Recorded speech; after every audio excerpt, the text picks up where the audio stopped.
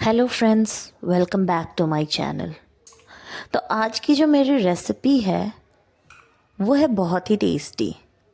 यहाँ पे मैं स्ट्रीट फूड को घर पे बना रही हूँ, जिसमें मैं कुछ हेल्दी तड़का डालूँगी। और सबसे पहले तो मैं इसमें ढेर सारे वेजिटेबल्स, जो कि सर्दियों में बहुत कॉमनली मिलता है, वही यूज़ करूँगी। ऐसे मुझे पता है कि थंबनेल देखकर आपको भी पता चल गया कि मैं आज क्या बना रही हूँ, तो मैं बता देती हूँ। आज मैं बना रही हूँ स्ट्रीट स्टाइल मुंबई की फेमस पाव भाजी। तो यहाँ पे मैं सबसे पहले गाजर चॉप की हूँ, उसके बाद मैं बीट रूट यूज़ कर रही हूँ, क्योंकि मैं यहाँ पे फूड कलर यूज़ नहीं करने वाली हूँ। अगर आपको फूड कलर यूज़ करना है तब आप बीट रूट को स्किप कर सकते हैं। अदरवाइज़ अगर आप बीट रूट यूज़ करोगे तो उसकी कलर बहुत अच्छी आएगी। उसके बाद फिर मैं पोटैटो चॉप की हूँ। अच्छा, आपको कोई शेप एंड साइज़ यहाँ पे दिमाग में नहीं रखना है, क्योंकि आप जैसे चाहे वैसे भी कटिंग कर सकते हैं। बस आपको रफली चॉप करना है, क्योंकि अल्टीमेटली मुझे सारे वेजिटेबल को मैश करना है। आप चाहे तो अपनी मेहनत अगर बढ़ानी है, काम करने का मन ज़्यादा कर रहा है, तो आप कद्दूकस भी कर सकते हो, बट ऑथेंटिकली यहाँ पे मैं बॉयल ही करूँगी। तो आप देख सकते हैं मेरी प्लेट कितनी सुंदर लग रही है।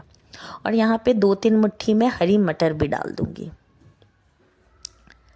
तो सर्दियों में ऐसी प्लेट सब्जियों से भरी रहती है, कलरफुल, वो मुझे बहुत अच्छी लगती।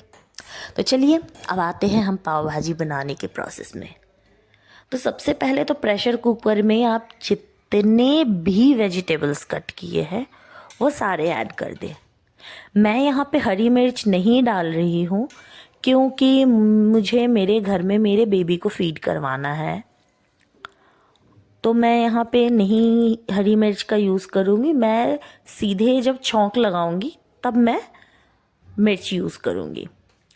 आप चाहे तो हरी मिर्च डाल के फिर उसके बाद इसमें नमक डालेंगे और फिर इसे पानी डाल के मिक्स करके आप लगभग 4 से 5 सीटी लगा सकते हैं। वो डिपेंड करता है, क्योंकि अल्टीमेटली मुझे इसको मैश ही करना है, तो वो आपके ऊपर है। ज़्यादा सीटी लगाएंगे तो जल्दी मैश हो पाएगा।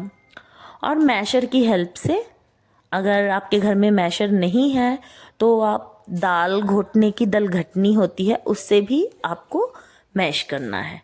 प्रॉपर एकदम सेमी लिक्विड आपका ये हो जाएगा, बिल्कुल इस तरह से। तो जब ये प्रिपेयर हो जाता है वेजिटेबल, तब हमें फिर इसके तड़का लगाने का प्रोसेस को स्टार्ट करना है। यहाँ पे मैं आपको एक एडिशनल टिप देती हूँ। आप अगर हो सके तो कद्दूकस कर दीजिएगा बीट रूट को, क्योंकि बीट रूट को मैश करना बहुत मुश्किल हो जाता है। तो तड़का लगाने के प्रोसेस में हमें ढेर सारी हरी प्याज चाहिए, और प्याज को बारीक कट कर लीजिए। अगर आपके पास चॉपर है तो आप चॉपर का भी हेल्प ले सकते हैं। और ऐसे ही मुझे कैप्सिकम को भी बारीक कटना है। वैसे तो ये सबका मैश ही बनने वाला है, पर फिर भी आप इसको जितना बारीक करेंगे, जितना बारीक चॉप करेंगे, ग्रेट करेंगे, वो आपके लिए ही एडवांटेज है।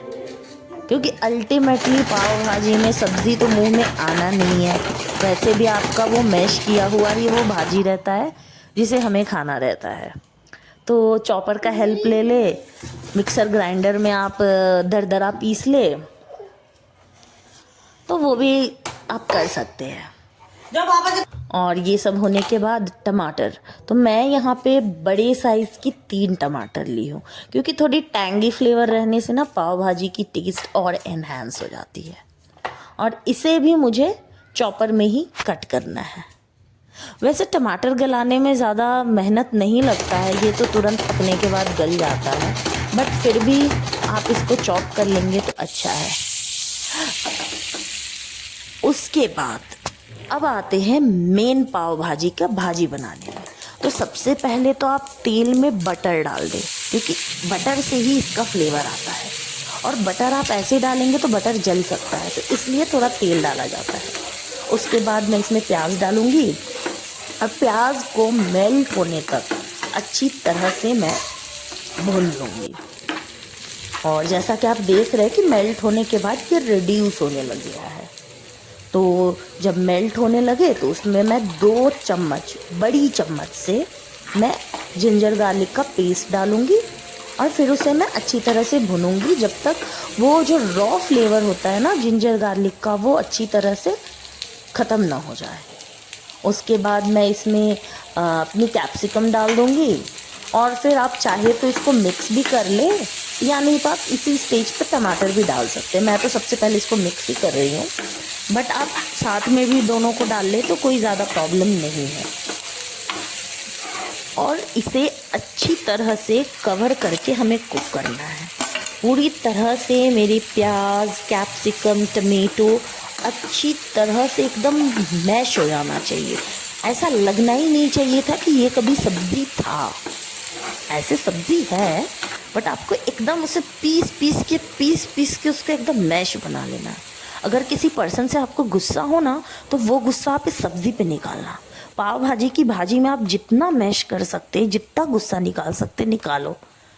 और ये एक ऐसा वेजिटेबल है जिसको आप जितना मैश करेंगे उतना ये फ्लेवरफुल होगा। तो मैं जो यहाँ पे चम्मच यूज़ कर रही हूँ ना, आप देख रहे हैं मैं इसको बिल्कुल इसी तरह से मैश कर रही हूँ। तो यहाँ पे मैं पाव भाजी की सब्ज़ी जो बनाते हैं उसमें सबसे एडवांटेज ये है कि इसमें मसाले कम जानते हैं। क्योंकि मैं बॉयल की थी उस समय नमक डाल ली थी, इसलिए यहाँ पे मैं थोड़ा नमक डालूँगी। उसके बाद यहाँ पे जाएगा हल्दी, उसके बाद जाएगा भर के 2 चम्मच पाव भाजी का मसाला। मसाला बाहर का ख़रीदा हुआ ही डालिएगा, घर का बना मसाले से उतने अच्छे टेस्ट नहीं आते, तो प्लीज़ बाहर का ही यूज़ कर लीजिएगा। और जैसा कि आप देख रहे हैं कि मेरी तेल सेपरेट हो गई है इस सब्ज़ी से, तो इसका मतलब ये है कि मेरी सब्ज़ियाँ पक चुकी है। तो फिर भी मैं इस चम्मच से, आप देख रहे हैं मैं इसे चला कम रही हूँ, मैश ज़्यादा कर रही हूँ, क्योंकि अल्टीमेटली आपको मैश ही करना है। और मेरा ये मसाला बनकर रेडी हो गया। तो अब मैं जो सब्जियों का मैश बनाई थी उसमें मैं डाल दूँगी अपने इस मसाले को, उसको अच्छी तरह से मैं मिक्स करूँगी। अगर आपको लग रहा है कि कंसिस्टेंसी थोड़ी थिक हो गई है तो आप यहाँ पे गर्म पानी का यूज़ करिएगा, ठंडा पानी आप यूज़ मत करिएगा। गर्म पानी यूज़ करने से क्या, इसकी टेम्परेचर जल्दी मेंटेन हो जाएगी, इसका कलर भी बहुत अच्छा आता है भाजी का और टेस्ट भी बहुत अच्छा आता है। तो आप हमेशा गर्म पानी का यूज़ करें। और आप चलाने के लिए मैशर का भी यूज़ कर सकते हैं और इसे एक बॉयल आने दें, उसके बाद ये भाजी हो जाएगी रेडी। तो आप अगर मेरे चैनल में नए हैं और मेरी रेसिपीज़ आपको पसंद आ रही है तो प्लीज़ प्लीज़ प्लीज़ जाके सब्सक्राइब बटन को हिट कर दीजिए। और ये मेरी सब्ज़ी हो गई रेडी। तो अब आते हैं मैं पाव को सेकने की बारी। तो आप चाहे तो सीधे बटर का भी यूज़ कर सकते हैं, पर जैसा मैं बोली हूँ बटर जल जाता है, इसलिए मैं थोड़ा सा यहाँ पे वेजिटेबल ऑयल ली हूँ, उसमें मैं बटर डाली हूँ।